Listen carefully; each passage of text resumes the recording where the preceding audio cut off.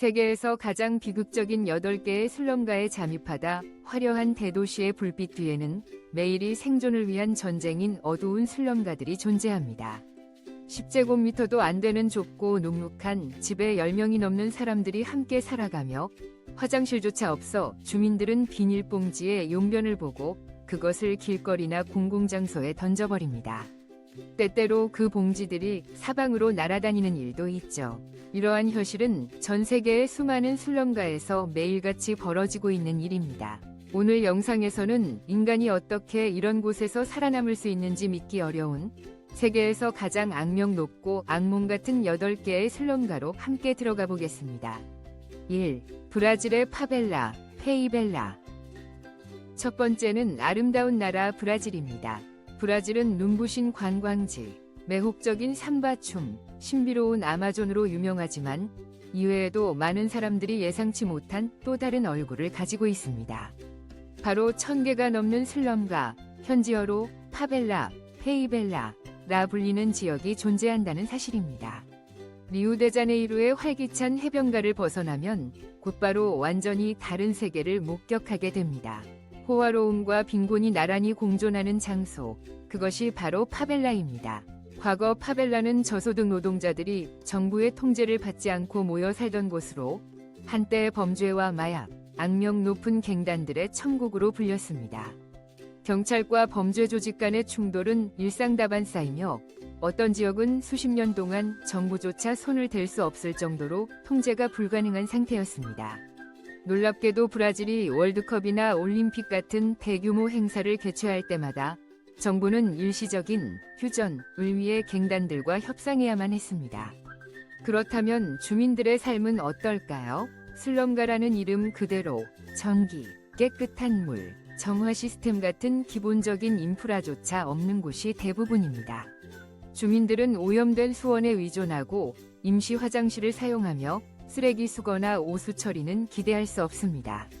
특히 우기에는 쓰레기가 넘쳐나고 질병의 위험이 매우 높아집니다.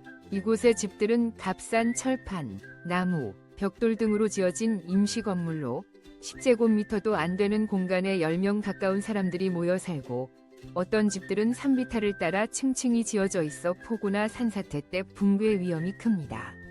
많은 아이들이 학비나 부대 비용을 감당할 수 없어 학교에 가지 못하고 간혹 학교가 있어도 시설이 매우 열악하거나 교사 수가 부족한 경우가 많습니다. 또한 의료 서비스도 거의 제공되지 않아 혈액, 말라리아, 위생 관련 질병들이 쉽게 퍼지며 사망률도 높은 편입니다. 파벨라에 사는 사람들은 더 부유한 계층으로부터 잠재적 범죄자나 이방인으로 취급받는 경우가 많아 사회로부터 배제되는 차별을 받기도 합니다. 하지만 이러한 절망적인 상황 속에서도 희망은 존재합니다. 리우 외곽의 산타마르타, 산타마타, 파벨라는 완전히 다른 이야기를 들려줍니다. 이곳 주민들은 어두운 현실을 받아들이기보다 자신들의 삶의 터전을 관광 명소로 바꾸어 슬럼가에 대한 새로운 시각을 제시했습니다. 독특한 문화와 창의적인 분위기로 인해 많은 관광객들이 이곳을 찾고 있으며 이는 단지 한 지역만의 이야기가 아닌 다른 파벨라들에게도 변화의 가능성을 보여주는 희망의 메시지입니다. 2. 필리핀 마닐라의 슬럼가. 다음으로 소개할 국가는 중심지에서 매우 가까운 슬럼가를 가진 나라이며 한편으로는 매우 독특한 음식으로 세계를 놀라게 한 장소입니다. 바로 필리핀의 수도 마닐라에 위치한 슬럼가입니다. 필리핀은 아시아에 위치한 개발도상국으로 국제 관광객들에게 사랑받는 관광 천국으로도 잘 알려져 있습니다. 하지만 그 화려함 이면에는 여전히 고통스러운 현실이 공존하고 있습니다. 바로 매일매일 혹독한 삶과 싸워야 하는 좁은 슬럼가들입니다. 수도 중심의 고급 빌딩들과 대조적으로 마닐라에는 중심지에서 멀지 않은 파라냐케라는 슬럼가가 존재하며 수백 명의 이주민들이 먹고 자고 살아가는 공간입니다. 이곳 주민들은 심하게 오염된 하천 옆에 임시로 지은 집에서 살 수밖에 없습니다. 주변은 쓰레기로 가득하고 물은 오염되어 탁하기 짝이 없습니다. 각 집은 작은 방 하나 크기로 한 가족이 잠을 자고 식사를 하고 휴식을 취하는 모든 공간을 그 한 칸에서 해결합니다. 그들은 주로 매일 쓰레기를 주워 생계를 이어가며 하루 평균 수입은 약 1.7달러, 즉 약 2,300원 정도에 불과합니다. 하지만 그게 전부는 아닙니다. 이 슬럼가 주민들은 세계를 충격에 빠뜨린 적이 있습니다. 바로 쓰레기 더미를 뒤져 파그팍, 팩패그이라는 음식을 찾아 먹는다는 사실 때문입니다. 혹시 여러분은 이 이름을 들어보신 적이 있나요? 단순한 음식이 아니라 슬럼가 주민들의 생존을 지탱해주는 중요한 일상 중 하나입니다. 이 음식은 주로 닭고기나 돼지고기 등 음식점에서 버려진 잔반을 수거하여 깨끗이 씻고 다시 조리해서 먹는 방식입니다. 음식점을 돌며 남은 음식을 모으고 그것을 다시 조리하여 한 끼를 해결하는 것이죠. 여러분이라면 이런 음식을 먹어볼 용기가 있으신가요? 아마 많은 분들이 듣기만 해도 소름이 끼치고 구역질이 날지도 모릅니다. 하지만 삶이 녹록지 않기에 매일 살아남기 위해 싸우는 사람들에게는 이 음식이 저렴하게 배를 채울 수 있는 현실적인 방법이 됩니다. 위생적인 면에서는 의심스러울 수 있지만 그들에게는 생존의 수단인 것입니다. 그러나 충격적인 현실은 여기서 끝나지 않습니다. 마닐라 북부 인근의 또 다른 슬럼가에서는 갈 곳이 없어 가족들과 함께 공동묘지에 거주하는 사람들이 있습니다. TV를 보는 남성 옆에는 실제 무덤이 있고 옷가지는 그 무덤 위에 걸려 있습니다. 아이들은 무덤 위에서 책을 읽고 놀고 있습니다. 이처럼 각 슬럼가는 서로 다른 모습과 고통을 안고 있지만 필리핀의 경우는 그 중에서도 가장 가슴 아픈 장면들을 보여주는 사례일지도 모릅니다. 3. 인도 다라바이, 리슬럼가. 인도라고 하면 어떤 이미지가 떠오르시나요? 물리법칙을 무시한 유쾌한 영화들, 강렬한 길거리 음식, 혹은 화려한 사원들일까요? 틀린 말은 아닙니다. 하지만 그 모든 아름다움 뒤에는 많은 사람들이 놀랄 만한 아이러니가 존재합니다. 그중 가장 뚜렷한 모순 중 하나는 바로 계급차별과 빈부격차이며 인도 뭄바이라는 도시는 그 모순을 가장 잘 보여주는 대표적인 예입니다. 뭄바이는 인도에서 가장 인구가 많은 도시이자 세계에서도 6번째로 인구 밀도가 높은 도시로 1제곱킬로미터당 평균 약 22,000명 이상이 살고 있습니다. 하지만 평균 2명당 닭 한 마리라고 해서 한 사람당 반마리를 보장받는 건 아니죠. 뭄바이에는 인도 최고 부자인 무케시 엠바니가 지은 안틸리아라는 27층짜리 호화 저택이 있으며 약 4만 제곱미터의 면적에 단 5명 부부와 3자녀만을 위해 지어졌습니다. 반면 이 도시에는 인도 최대 슬럼가인 다라바이 별표도 존재하며 약 100만 명이 고작 2.6제곱킬로미터의 좁은 땅에 살아가고 있습니다. 사실 뭄바이에는 다라비 외에도 슬럼가가 셀 수 없이 많습니다. 어느 골목을 가도 크고 작은 슬럼가를 쉽게 볼 수 있습니다. 이곳에 사는 사람들은 대부분 농촌에서 도시로 이주한 가난한 노동자들입니다. 그들은 일용직, 비정규직으로 일하며 겨우 생계를 유지하고 있습니다. 제대로 된 집을 임대할 돈이 없어 철판, 종이 상자, 비닐 등으로 만든 임시 거주지에서 살아가야만 합니다. 위생시설은 거의 전무하며 전기나 상수도도 없는 경우가 많습니다. 쓰레기는 길거리에 가득하고 공동 화장실조차 부족해서 평균 100가구당 화장실 하나꼴이라고 합니다. 다라비의 한 집에는 10명 이상이 한 방에 모여 사는 것도 흔한 일입니다. 골목은 너무 좁아 몸을 돌려야 겨우 지나갈 수 있고 사람들은 길가에서 빨래하고 밥을 해먹고 심지어 샤워까지 합니다. 근처에 있는 도자기 공장 인근의 주민들은 뜨거운 가마에서 나오는 열기와 시커먼 연기를 매일 견디며 살아갑니다.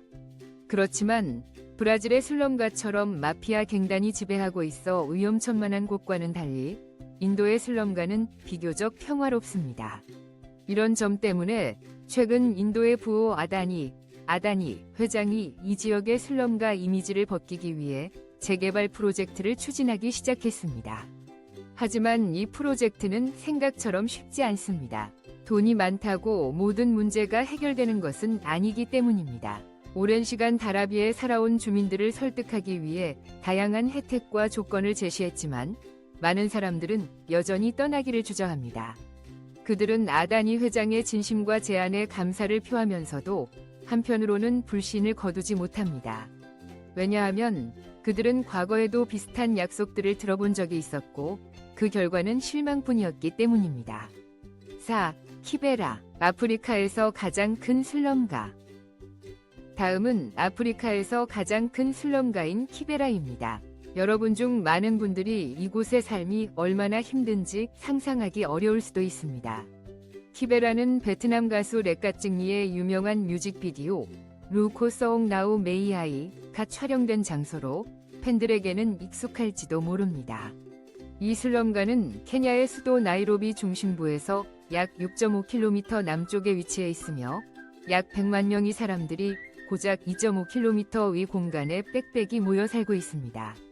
대부분의 주민들은 하루 약 1달러, 즉 약 1,350원 위 수입으로 생계를 이어가며 안타깝게도 많은 사람들이 마실 수 있는 깨끗한 물조차 구하지 못합니다.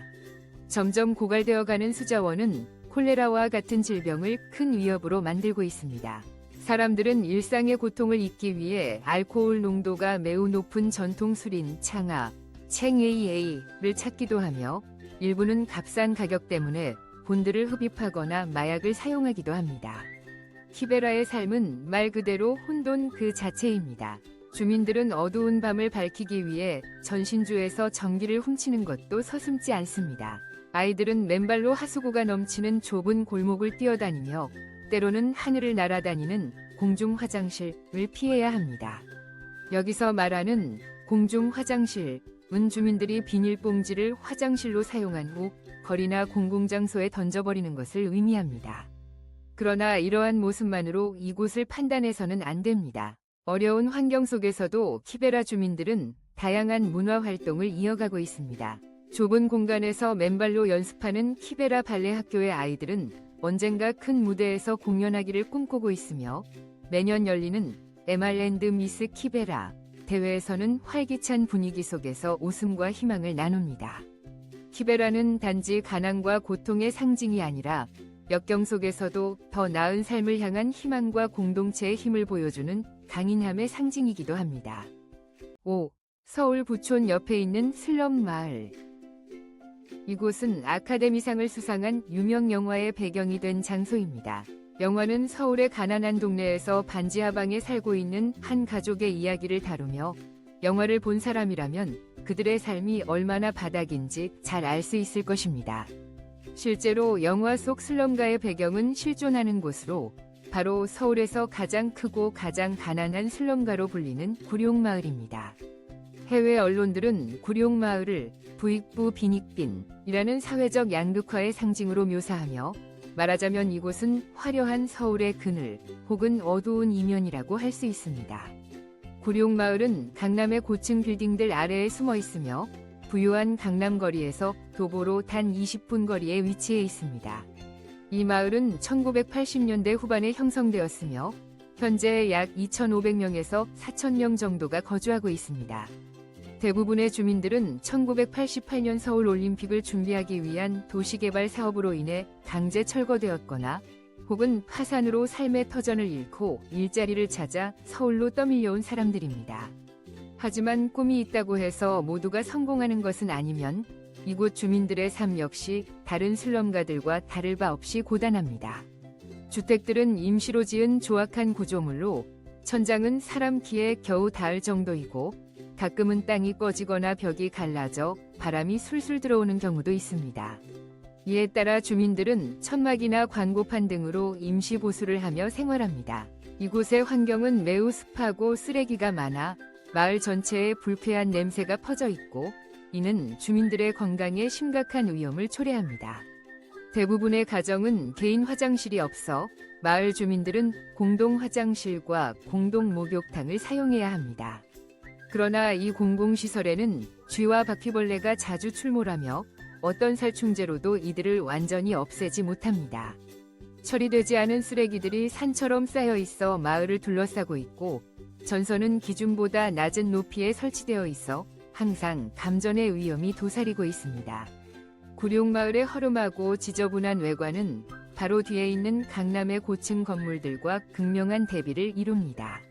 지금까지 한국 정부는 슬럼가 주민들을 위한 복지 정책을 펼치고 있지만 그 혜택을 받지 못하는 사람들도 여전히 많습니다. 실제로 슬럼가가 생긴 지 20년이 넘은 2011년에야 비로소 구룡마을 주민들에게 임시 거주증이 발급되었고 이로 인해 처음으로 투표권과 같은 시민의 기본적인 권리를 행사할 수 있게 되었습니다. 또한 2015년부터 한국 정부는 구룡마을을 철거하고 주민들을 재정착시키는 계획을 세웠지만 9년이 지난 지금까지도 여러 행정기관 간의 갈등으로 인해 이 계획은 여전히 실현되지 못하고 있습니다. 6. 일본 가마가사키 슬럼가. 그의 뜻밖의 이름이죠. 세계인의 눈에 비친 일본은 부유하고 번영한 나라, 누구도 의식주 걱정 없이 사는 나라처럼 보입니다. 하지만 놀랍게도 바로 그 화려한 일본 한복판에도 비극적인 슬럼가가 존재합니다. 대표적인 예가 오사카에 위치한 카마가사키입니다. 이곳은 단순히 가난한 거주지가 아니라 일명 유사자 혹은 증발한 사람들이라 불리는 이들이 모여 사는 곳으로도 유명합니다. 이들은 과거 일본 전역에서 살던 사람들이지만 어느 날 갑자기 과거를 버리고 모든 것을 뒤로한 채 아무도 모르게 사라지듯 살아가기를 택한 이들입니다. 가족, 친구, 어떤 인간관계와도 연락을 끊고 말 그대로 인생에서 증발한 것입니다. 가마가사키에서는 단지 생존을 위해 최저임금의 어떤 일이든 마다하지 않는 사람들이 많습니다. 그들 중 상당수는 인생에 지쳐버렸지만 스스로 해치는 용기는 없어 이곳에 도착했다고 털어놓습니다. 현재 이곳에 사는 정확한 인구는 통계조차 불가능할 정도이지만 2008년 기준으로 약 2만 5천 명에 달했으며 그중 1,300명 이상이 노숙인이었습니다. 더 안타까운 것은 이들 대부분이 길가에 서서 하루하루 임시 일거리를 기다리는 고령자들이라는 점입니다. 많은 이들이 이곳에 오면서 이름을 바꿨습니다. 마치 본인의 과거가 이곳에 도착하는 순간 끝났다는 듯이 말이죠. 그런데 왜 이런 일이 일본에서 가능할까요? 만족스러운 답은 없지만 일본 정부는 이들이 익명으로 살 수 있는 여건을 비교적 쉽게 허용하고 있습니다. 심지어 ATM에서 돈을 인출해도 신분이 드러나지 않고 경찰도 범죄나 사고와 같은 특별한 사유가 없는 한 간섭하지 않습니다. 가족들이 실종자를 찾으려면 비싼 비용을 들여 사설 탐정을 고용해야 하거나 운 좋게 본인이 돌아오기를 기다릴 수밖에 없습니다. 즉, 거의 방법이 없다는 이야기입니다. 그런데 여러분, 가마가사키가 일본에서 유일한 이런 슬럼일까요? 정답은 아니요. 도쿄 한복판에도 세냐라는 유사한 지역이 존재합니다. 사냐는 격동의 역사를 가진 곳으로 에도 시대 1603년에서 1868년에는 가난한 노동자들이 저렴한 여인숙에 의존해 살아갔고 전쟁 이후에는 집을 잃은 이들의 거처가 되었습니다. 그러나 지금은 지도에서 사냐라는 이름을 찾아볼 수 없습니다.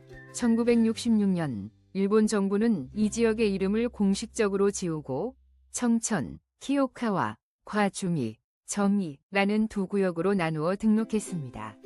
이는 사냐가 지닌 과거 빈곤, 폭력, 각종 사회 문제를 감추기 위한 조치였습니다. 이러한 슬럼가들에 대해 여러분은 어떻게 생각하시나요? 탑 1위 관점에서 보자면 물론 이전에 소개한 몇몇 슬럼가들보다 비참하지는 않을지도 모릅니다. 하지만 일본처럼 부유하고 발전한 나라에서는 슬럼가의 문제는 극단적인 물질적 빈곤보다는 심리적 고립에 더 가까워 보입니다. 여러분도 그렇게 생각하시나요? 아니면 다른 의견이 있으신가요? 아래 댓글에 여러분의 생각을 남겨주세요. 7. 미국 스키드로우, 슬럼가. 여러분은 한 번쯤 궁금해한 적이 있지 않나요? 세계 최대 GDP를 자랑하고 화려한 외관으로 대표되는 미국 그 이면에는 과연 무엇이 숨겨져 있을까요? 사실 미국이라는 부유함의 상징 뒤에는 내일이라는 개념조차 희미해진 채 하루하루를 버텨내는 노숙자들의 슬픈 현실이 존재합니다. 누군가에겐 기회의 땅이지만 누군가에겐 방향을 잃고 도시 속에서 길을 헤매는 생존의 전장이기도 하죠. 대표적인 지역이 바로 로스앤젤레스 중심부에 있는 스키드로우입니다.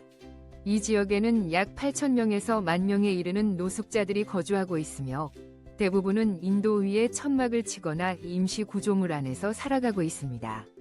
그들은 매일 깨끗한 물, 위생시설, 기본적인 의료 서비스를 받지 못한 채 살아갑니다. 고정된 거처가 없기 때문에 시당국의 단속이나 대규모 행사 전이 정비 작업으로 인해 자주 강제 퇴거를 당하기도 합니다. 이러한 모습은 브라질의 유명한 파벨라, 페이벨라들과도 유사합니다. 외형은 다를지 몰라도 미국의 슬럼가 역시 폭력, 치안 불안, 그리고 사회로부터의 단절이라는 공통된 문제를 안고 있습니다. 여러분은 어떻게 생각하시나요? 부유함에 빛나는 이미지가 이처럼 냉혹한 현실을 가리고 있을 수 있을까요? 혹시 이 현실을 외면한 채 미국을 여전히 번영의 상징으로만 바라보고 있지는 않나요? 여러분의 생각을 아래 댓글로 공유해주세요. 8. 베트남의 슬럼가들. 미국처럼 유명하거나 부유하진 않지만 베트남은 아시아에서 빠르게 성장 중인 대표적인 국가 중 하나입니다. 그러나 도시의 발전과 함께 공존하고 있는 슬럼가들도 여전히 존재합니다. 오늘은 그중 대표적인 슬럼가들이 어디에 위치하고 있고 어떤 상황인지 함께 살펴봅시다. 베트남 경제가 점점 성장하고 있는 개발도상국 역시 예외는 아닙니다. 하노이와 호찌민이라는 두 대도시에는 아직도 빈곤층이 모여 사는 슬럼가가 존재합니다. 먼저 하노이에서는 롱비엔, 다리 아래에 위치한 슬럼가가 대표적입니다. 이곳의 생활은 특히 여름철이 되면 극한의 고통을 동반합니다. 가장 더운 날에는 실외 온도가 50도에 달하며 낡은 철판으로 된 임시거처는 내부 공기를 더욱 뜨겁고 답답하게 만듭니다. 주민들은 마치 사우나 같은 집안에서 땀을 비오듯 흘리며 살아갑니다. 더위를 피하기 위해 일부는 집 밖에서 일을 하며 시간을 보내는 경우도 많습니다. 이들은 자신들의 집을 지옥의 화로라고 표현하며 여름엔 불지옥, 겨울엔 뼈가 시릴 정도의 냉기 속에서 살아간다고 합니다. 에어컨이나 선풍기는 사치일 뿐입니다. 이곳 주민들에게는 단지 하룻밤 시원하게 잘 수 있는 비 오는 날을 소망하는 것이 전부입니다. 집세를 내기도 벅찬 이들에게 냉방기기는 꿈도 못 꿀 이야기입니다. 그렇다면 호찌민시는 어떨까요?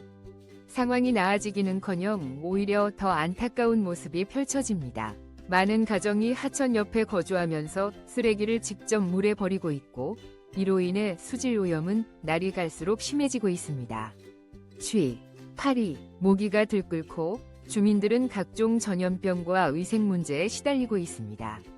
수천 명의 사람들이 악취가 진동하고 쓰레기로 뒤덮인 이 오염된 수로 옆에서 일하고 먹고 자며 살아갑니다. 쓰레기는 곳곳에 쌓여 산을 이루고 물 위에 둥둥 떠다니며 바닥과 바닥 사이를 파고듭니다. 이러한 모습은 베트남뿐만 아니라 오늘 영상에서 소개된 세계의 모든 슬럼가에 해당됩니다. 어느 나라든 슬럼가란 단순히 빈곤을 넘어서서 거기서 살아가는 사람들에게는 매일이 악몽과 같은 현실입니다. 그리고 이것은 사회에 존재하는 불평등이라는 냉혹한 현실을 일깨우는 강력한 경고이기도 합니다. 그럼에도 불구하고 이 어둠 속에서도 희망의 빛은 존재합니다. 가난과 부당함 속에서도 더 나은 삶을 향해 나아가려는 사람들의 끊임없는 노력이 있기 때문입니다. 그리고 중요한 것은 어떤 나라든 정부가 이런 현실에서 눈을 돌려서는 안 된다는 점입니다. 오늘 영상은 여기까지입니다. 만약 이 이야기가 인상 깊었다면 또는 비슷한 이야기를 알고 있다면 아래 댓글로 여러분의 생각을 남겨주세요. 그리고 이 채널을 응원하는 가장 쉬운 방법 좋아요와 공유, 구독 버튼을 눌러주시고 옆에 있는 알림 설정도 잊지 마세요. 또 다른 흥미로운 영상도 함께 링크해 두었으니 꼭 클릭해서 확인해 보시길 바랍니다. 그럼 다음 영상에서 다시 만나요. 안녕히 계세요.